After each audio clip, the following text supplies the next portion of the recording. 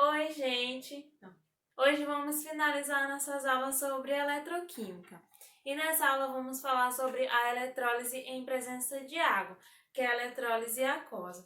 Na aula passada a gente viu a eletrólise sem a presença de água, que é a eletrólise ígnea. Na eletrólise ígnea a gente viu a formação do alumínio metálico, que até envolve bastante energia, e é por isso que é mais favorável a gente reutilizar o alumínio do que produzir mais, que envolve muita energia e aí é mais gasto para as indústrias. Bom, a eletrólise aquosa, como eu disse, é a presença de água. E hoje vamos ver o exemplo da eletrólise aquosa do cloreto de sódio. A gente viu o exemplo dele na aula passada com a eletrólise ígnea e agora vamos ver como que funciona com a eletrólise aquosa. Então fica o cloreto de sódio reagindo junto com a água. Bom, na eletrólise aquosa, a gente não vai precisar fundir o cloreto de sódio, que até que precisa de 850 graus Celsius para poder fundir ele e deixar ele líquido. Aqui ele espontaneamente ele se dissocia na água, liberando seus íons. Então, a primeira reação da eletrólise aquosa é o Na, ou o cloreto de sódio se ionizando em meio aquoso. Aí solta o Na positivo mais o cloreto. Aí ele já libera seus íons, mas além dos íons de cloreto de sódio, tem um problema na eletrólise aquosa. Porque a água ela é capaz de se ionizar sozinha. Ela entra em equilíbrio com ela mesma. Com essa seguinte reação.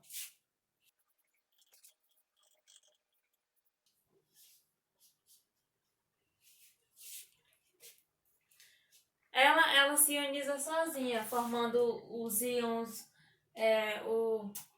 o hidrogênio positivo, o hidrogênio positivo e a hidroxila, que é negativo. E aí a água entra em equilíbrio, ela entra nesse equilíbrio aqui, liberando esses íons. E como a gente sabe, no gerador tem o ânodo, que é onde oxida, e o cátodo, que é onde reduz. Então, a terceira reação é lá onde está o ânodo, que é onde oxida, que é vogal com vogal, ânodo oxida. E então, quem vai oxidar? No caso da eletrólise aquosa, vamos ter dois elementos que podem oxidar, que é o cloreto e a hidroxila. Os dois têm carga negativa e os dois podem doar elétron. Então, como é que a gente vai saber quem é que o gerador vai arrancar esse elétron? Lembrando que isso é uma reação não espontânea. O gerador força com eletricidade que a reação química aconteça. Então, o gerador vai querer arrancar do mais fácil, do elemento que é mais fácil dele arrancar, ele vai arrancar desse elemento. E para isso, a gente tem uma fila do descarrego. Ou seja, dar elétrons é descarregar. Então, é uma fila de quem descarrega o elétron mais fácil. Bom, e como é que funciona essa fila de descarrego?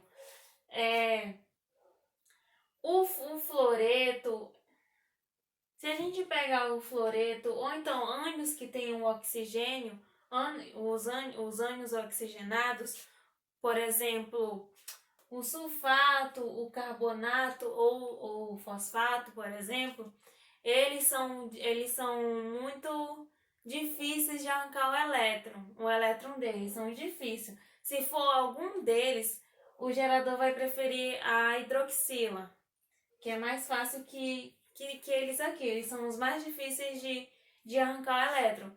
No caso, o fluoreto e os ânions que são oxigenados, que tem oxigênio na ligação. E aqui, no caso, é o cloreto. Então, o gerador vai preferir arrancar do cloreto, porque ele não é o fluoreto e ele nem é um ânion oxigenado. Então, ele é mais fácil que a hidroxila. Então, aqui vai ter o cloreto oxidando.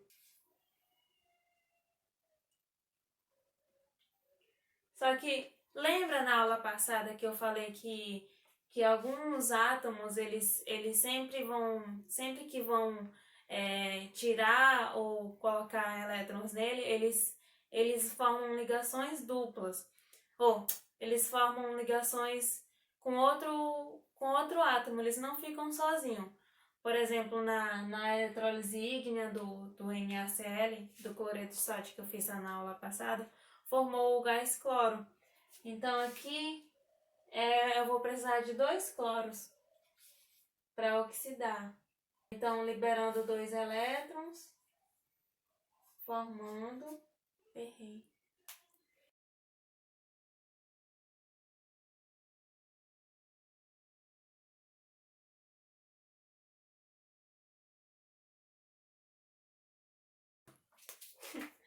Aconteceu um pequeno erro aqui. O cloro vai oxidar, liberando os 2 elétrons. Tá, então aqui é a oxidação. E aí tem o cátodo, que é onde reduz consoante com consoante. Da mesma forma que o gerador arranca o elétron de quem é mais fácil, ele vai dar o elétron de quem é mais fácil receber. Então ele também vai ele vai ter que selecionar o átomo que vai reduzir. E como é que funciona? Então, no caso, a família 1A e a família 2A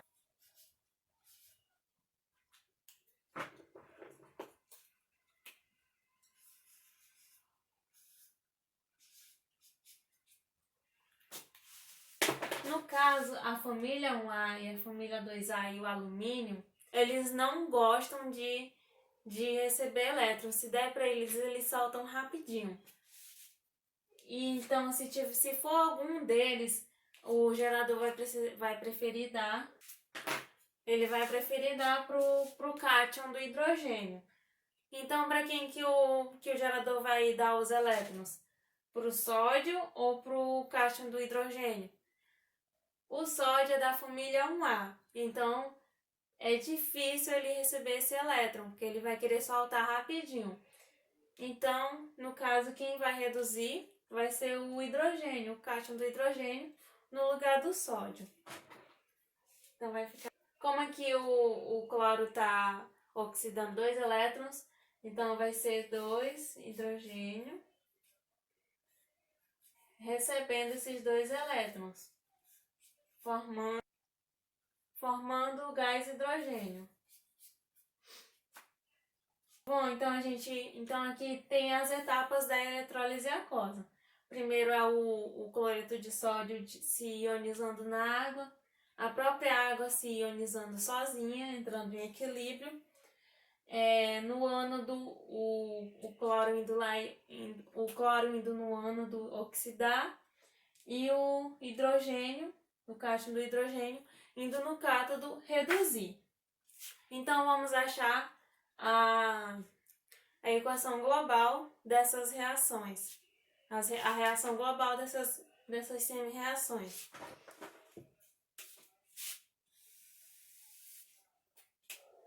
Aqui tem 2 elétrons, vai cortar com os 2 elétrons daqui. Como aqui tem 2 cátions de hidrogênio e aqui só tem 1, a gente multiplica essa equação aqui todinha por 2 para poder cortar. Então aí a gente vai poder cortar aqui o cátion do hidrogênio Aqui também, como tem 2 cloreto, a gente vai precisar multiplicar essa equação todinha por 2 para poder cortar. Corta os 2 cloretos. Pronto, aí a gente vai e escreve quem sobrou. No caso, 2NaCl, 2 águas,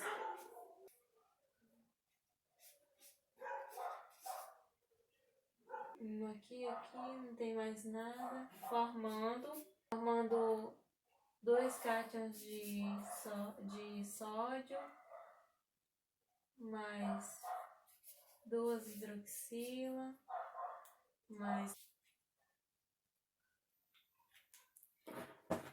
No caso aqui, não é 2 cloros, eles vão estar ligados, eu errei, desculpa. O 2 é bem aqui assim, é o gás cloro. Aí vai ter formado o gás cloro também.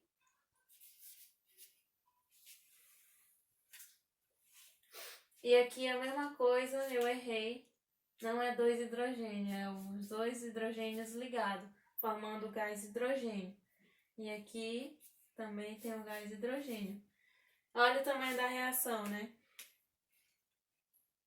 Nessa eletrólise aquosa, na solução vai ficar os dois íons aqui, que é o sódio e a hidroxila, e vai ter a formação do gás cloro e do gás hidrogênio. Bom, e é assim que funciona a eletrólise aquosa. Como a gente viu, na eletrólise ígnea só tem um cátion e um ânion. Cada um vai para o seu cátodo, para o seu ânodo, e aí acontece a eletrólise ígnea. Já na eletrólise aquosa, já tem essa seleção aí de quem vai oxidar e de quem vai reduzir. A gente precisa ficar de olho na fila do descarrego e saber lá que a família 1A e a família 2A e o alumínio não gostam de receber elétrons. E a eletrólise ela é usada na indústria para a formação de vários elementos. Ela é muito importante. E é isso que eu queria passar nessa aula. Muito obrigada pela atenção de vocês durante nossas aulas de eletroquímica. E eu espero que vocês tenham aprendido, tenham absorvido algum conhecimento com as minhas aulas. Muito obrigada pela atenção.